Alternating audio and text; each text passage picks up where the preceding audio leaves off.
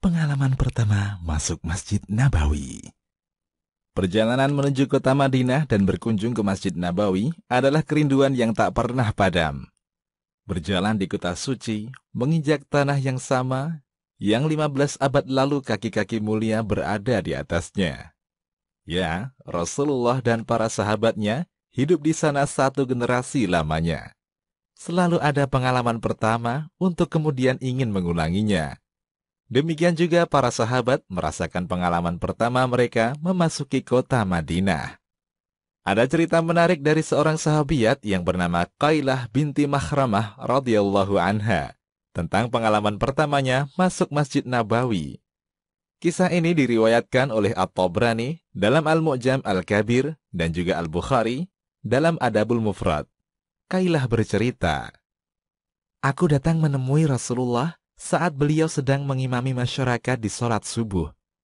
Ia menyebutkan bahwa jamaah laki-laki hampir tak saling kenal karena keadaan yang masih gelap, dan bintang-bintang masih bersinar di langit. Lalu aku memasuki masjid. Aku berbaris memasuki shaf, berdiri di samping laki-laki, karena waktu itu aku baru saja memeluk Islam. Seorang laki-laki di sampingku bertanya, 'Kamu ini laki-laki atau perempuan?' Aku menjawab, 'Aku perempuan.' Sahabat laki-laki tersebut berkata, 'Sungguh, hampir saja engkau memfitnahku. Pergilah, sholatlah bersama para wanita.' Lalu kulihat barisan shaf perempuan di sisi dekat rumah-rumah istri Nabi. Saat masuk masjid tadi, aku tak menyadari adanya shaf tersebut. Aku pun menuju ke sana dan bersaf bersama kaum perempuan." Inilah pengalaman pertama Qailah masuk Masjid Nabawi. Ia masuk di saat hari masih gelap dan salah masuk barisan. Bagi Anda yang pernah berkunjung ke Masjid Nabawi, pastilah memiliki pengalaman pertama. Bisa saja pengalaman itu unik atau kagum dan haru, sama seperti kaum muslimin pada umumnya saat memasuki masjid yang mulia itu. Dari kisah ini, ada beberapa pelajaran yang bisa kita petik.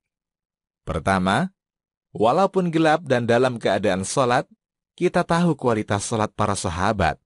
Mereka tetap khawatir dengan pengaruh yang diberikan seorang wanita. Apalagi kita di zaman sekarang, dengan keadaan terang, wanita berhias dengan usaha maksimal yang mereka bisa. Dan di luar masjid, layaknya kita lebih khawatir lagi. Kedua, wanita hendaknya tidak berdandan ketika berada di tempat yang berpotensi bertemu laki-laki asing, agar dia aman dari gangguan laki-laki jahat, dan laki-laki yang baik terbantu untuk menundukkan pandangan. Bahkan pada saat umroh memasuki Masjid Nabawi dan Masjidil Haram sekalipun. Ketiga, seorang yang baru memeluk Islam hendaknya sholat bersama jamaah, karena ia belum banyak menghafal doa-doa sholat, maka bacaannya bisa ditanggung oleh imamnya.